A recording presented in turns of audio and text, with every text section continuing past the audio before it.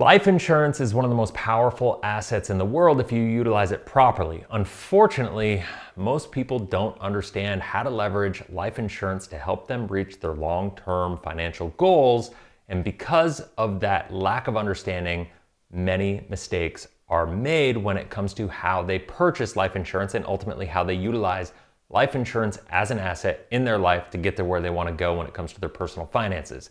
In this video, I'm going to talk about the biggest mistakes that people make when it comes to life insurance, how to avoid them, and ultimately the things that you need to know, understand, and contemplate about how to utilize life insurance in your life to reach your financial objectives. If you haven't already, make sure you subscribe and hit the bell. That way you're notified every time I launch a new video. If you are interested in learning about life insurance, whether it's to buy it for yourself or learn about it to sell it in a more effective way where you can serve people at a higher level, make sure you subscribe and click that bell. That way you're notified every time I launch a new video because we're pumping out quality content every single day. Can't wait to see you in there. Hey, what's going on, Cashflow hackers? It's Chris with Life 180, and in this video, we're gonna be talking about the 4 biggest mistakes that people make when it comes to life insurance. Now, full transparency, this video was inspired by a video that Ed Slott did, and I saw that video because of a video that my buddy Caleb Williams did. So Caleb, shout out to you. I'm kind of pirating some of your content here a little bit, but here's the deal. I'm gonna kind of take a different spin on this. Caleb, by the way, I'm gonna put the link down below. Caleb did a great video kind of doing a reaction to an Ed Slott video. I'll put that link down below to that video so you can see that, because I think it's really a good video, and it goes more into depth on some stuff and it covers maybe more areas than I'm gonna cover here.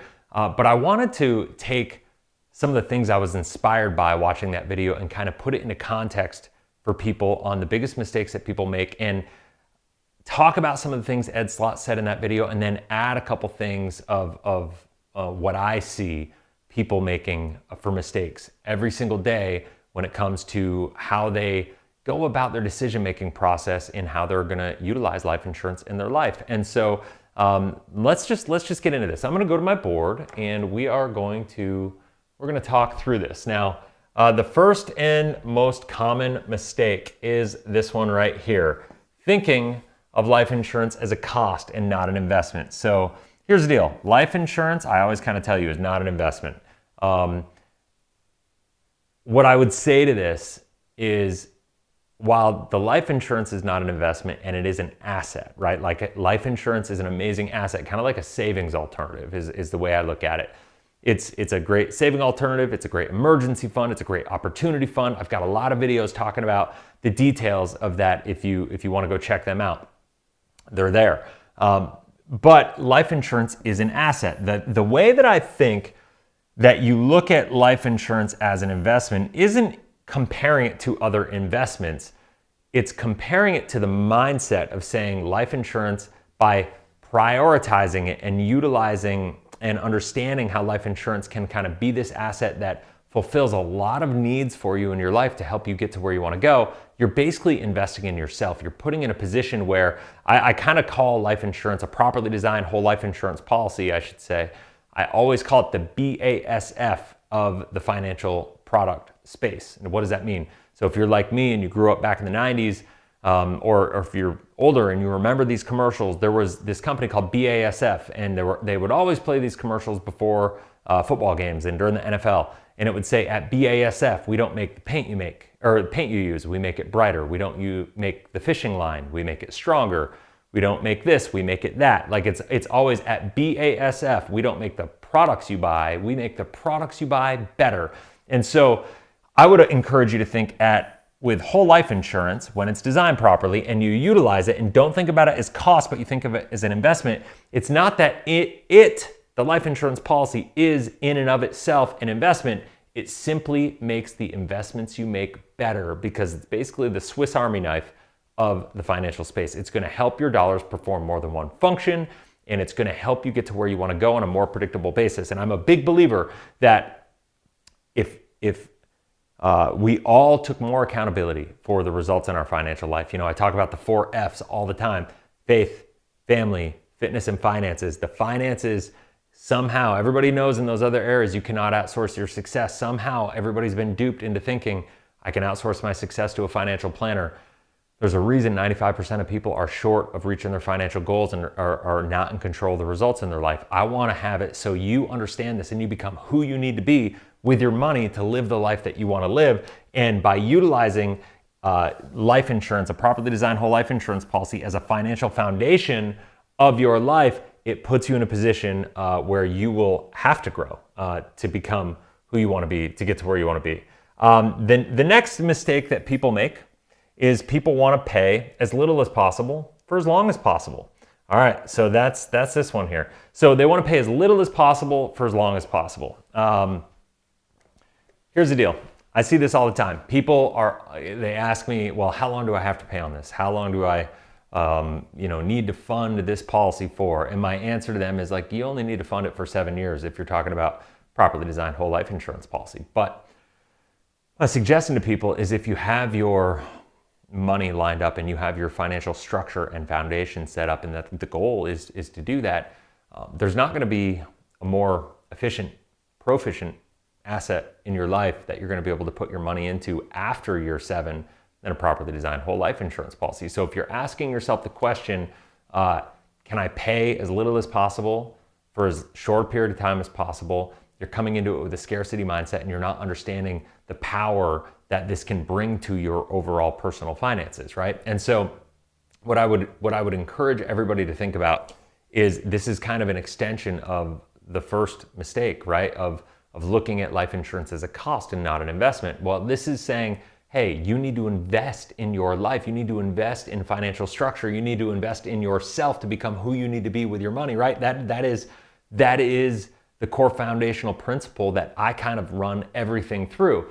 And so when we look at that and we go, all right, well, if this is going to be a foundational asset, I have to think about we have to reverse engineer that program, right? We can't just like buy this and look at a properly designed whole life insurance policy as a commoditized product. We have to think about, we got to do the Stephen Covey 7 Habits of Highly Effective People thing. We got to begin with the end in mind and reverse engineer a plan to get to where we want to go. And so when we do that, we have to say, all right, what do I want my life to look like? What are my needs? What do I want to use this for? Is it for business reserves? Is it for an emergency fund? Is it for an opportunity fund? Do I want to utilize it for real estate investing? Do I want to utilize it as a volatility buffer in retirement? How does this asset interplay with my other assets in my life, right? Like, and I'm going to get into that in the next one, in the next mistake, right? Like, how does this asset interplay with everything? And what problems do I need this asset to solve for me in my life? And when you do that and you start with the end in mind and you're not thinking about just, hey, I'm going to buy this. What's the rate of return? How short can I pay on this? What's the death benefit? And that's it. Like we start realizing all the different problems that a properly designed whole life insurance policy can solve in our life. And so now we look at it through a different lens. The biggest thing that I see is that people make short-term decisions too often to solve long-term problems. So if we know that we're in this for the long haul, let's face it, I'm 42. I don't know how old you are as you're watching this, but my guess is you probably plan on being here a little bit longer, right? And so we got to think about the long-term planning component of this, right? And so when we think about the short-term nature of life insurance and the fact that, yeah, there's a little crunch in liquidity. There's some expenses at the very beginning to capitalize the plan. And so that's obviously a negative. But when we start looking at the alternatives and the different financial assets that we can utilize and the different financial tools that we can utilize to reach our long-term goals, when you start comparing the actual results of the long-term power that a properly designed whole life insurance policy can give to you when it comes to death benefit, when it comes to the living benefits, when it comes to the access to the cash value and all these different things, there's not another financial product in the world that will give you all this on a tax favorable basis. And so I would say, don't look at it through a scarcity lens. Look at it through beginning with the end in mind.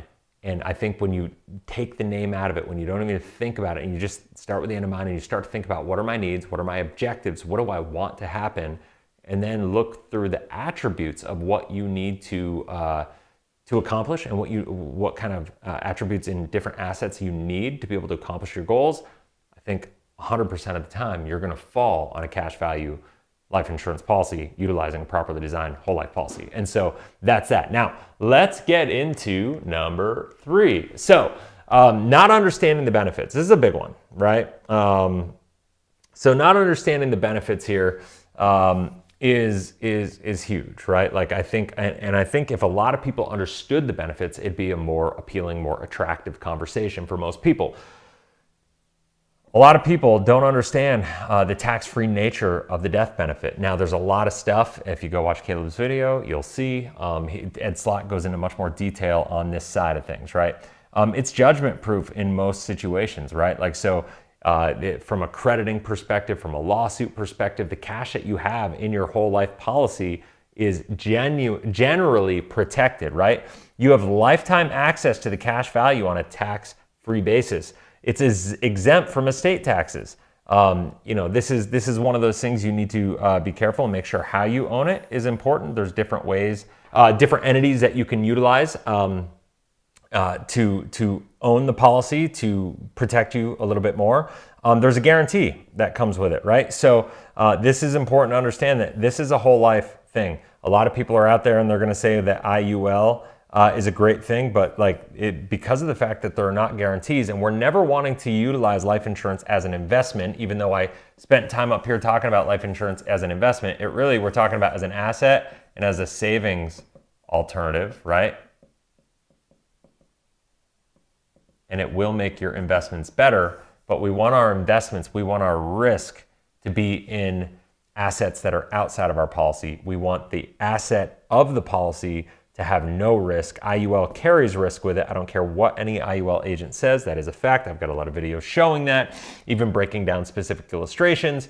You could just go check those out, and that is what it is. Now, so you want to utilize the guarantees and take advantage of that. That's what makes it a savings alternative, because the functional difference between a savings vehicle and an investment vehicle is just a function of risk. With savings, you cannot lose money. With investments, you can lose money. And so where whole life is a savings alternative, IUL is an investment alternative, and you never want to use an insurance company to invest your money, because that is not what they do well. Because if they could go out and get good returns and get you high returns, they'd be doing it for themselves, and that's not how they operate. And so I'm always a big believer, it's not that it's horrible. There are ways an IUL can work. I still personally would choose a whole life policy every single time, even if it's just for the long-term death benefit component. But what I will say is, we're talking about a hammer and a drill, and it's like some jobs you need a drill for and some jobs you need a hammer for. Well, if it's an investment alternative you need, and that's a hammer, well, a life insurance company is a drill. And so just don't use the drill for what you need a hammer to do, right? And that is what I'm talking about here. So improper ownership, that's kind of what I talked about with the exempt from state taxes. You want to make sure that you own it in the right way, that you have the beneficiary set up the right way, and that's all fine and good. And a lot of people don't realize the different ways to do that to create additional benefits. Not knowing the tax-free nature of life insurance. I think if most people understood, if people knew what I know about the tax-free nature of life insurance from a death benefit perspective, and from the fact that you can use policy loans against your policy, not only receive tax-free, but if you do it in the right way, talk to your CPA about this, but you can actually write off interest expense potentially, right? Now, this is not the same as a lot of people say, pay yourself interest on your policy, because you're never paying yourself, you're paying it to the insurance company. But the bottom line is, if you take a loan and you loan that money to your business and there's a 5.5% interest rate, any interest expense that you incur, if you utilize it for business or real estate investing or something like that, that is a write-off. So it's important to understand that, or is potentially a write-off, I should say. Once again, talk to your CPA about that. But ultimately, you got living benefits too. Different companies have chronic riders. If you lose 2 out of 6 daily living activity functionalities, or if you become cognitively impaired, you can qualify for the chronic rider. If you become diagnosed where you are terminally ill and given 12 months to live or less, or even 24 months to live or less in some situations, you can get access to the death benefit while you're alive to help with medical treatment. That I've shared the story about my father-in-law. This is a big thing that has been utilized in a lot of different ways. But the living benefits include, I would say, access to the cash value while you're alive, to utilize it as a volatility buffer, to utilize it as a tax-free income kind of deal. And that is what it is, right? Like, so there's all sorts of different ways to utilize the living benefits. Once again, I call it the Swiss Army knife of the financial space, because it's going to, when we look at the attributes that we need for our money to do for us, when we look at what are the jobs that we need each dollar to perform for us with all this stuff, we start to look at these attributes and we start to realize, wow, okay, from a long-term perspective, I have all these needs and I'm not really addressing them. You'd be shocked how many needs that this one product can solve for you.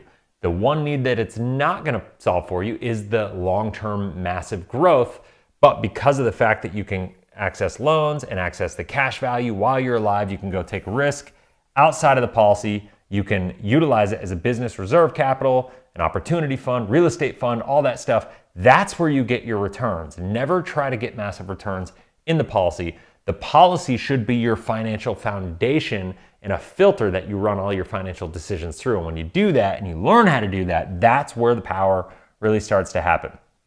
And so I would say the fourth mistake that people make is not aligning your policy with long-term needs. And I kind of talked about that at the beginning because of the fact that, people make, once again, short-term decisions to solve long-term problems. And if you do that consistently and you do that over and over again, you're going to not get the result that you want. It's kind of like if you want to be healthy and fit, you got to work out every day. If you have cravings to go get a donut every single day and you make that short-term decision to feed that craving, and your long-term goal is to be fit and healthy and live a long, healthy, vibrant life, eating donuts every day is not going to get you there. But if you scratch that need, if you make that short-term decision to feed that short-term need, it's going to be detrimental to the long-term goals. So once again, you want to look at the long-term goals and you want to reverse engineer a plan to get there, and you want to make sure that you're living congruently and that your money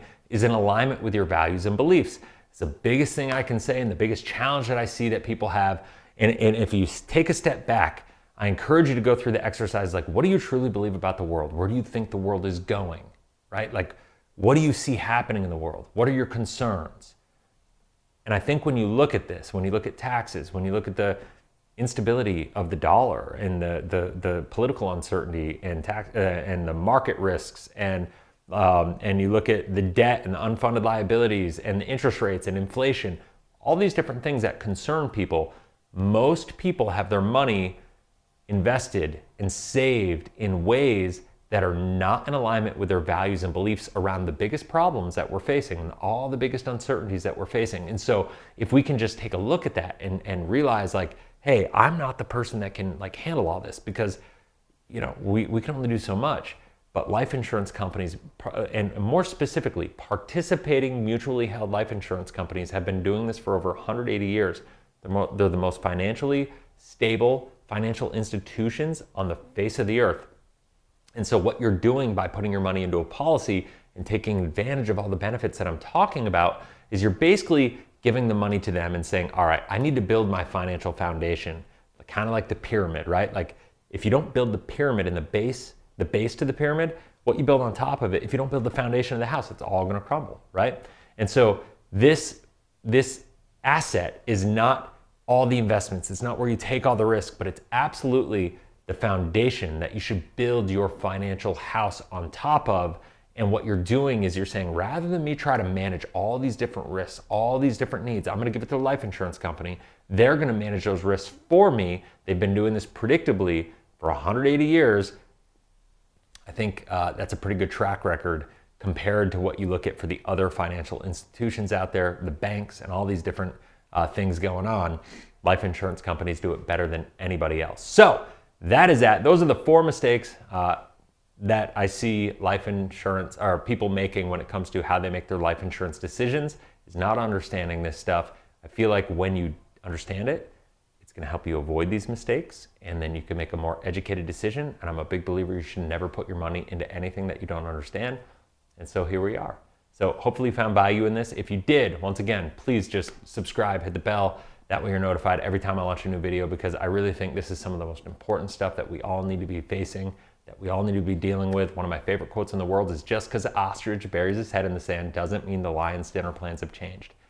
This is your life. These are your long-term goals. And at the end of the day, if you don't address them, it's like the ostrich burying his head in the sand. And eventually, these things are going to come up to bite you. And so I encourage you to deal with them as soon as possible. If you need help with it, if you need guidance, if you need clarity around how to do it, I encourage you to reach out to our team. There's a link down in the description below. You can go down there and you can meet with one of the coaches on my team. I'd be honored to have us help you. Literally, it's just a clarity call. One of the things I'm really hardcore about is not pushing sales. It's all about helping you understand it better, because I truly believe it's not our job to be a salesperson. It's our job to be a guide and to answer questions, because I truly believe, while it may take a little longer, that if you understand the process, if you understand really the ins and outs and in depth about all this stuff, you're going to sell yourself. Nobody needs to sell you. You just need to understand it and have somebody holding your hand, guiding you, answering your questions. And that's what the clarity call is all about. So that is it for now. Have a blessed, inspirational day, and I'll talk to you on the next video. See ya.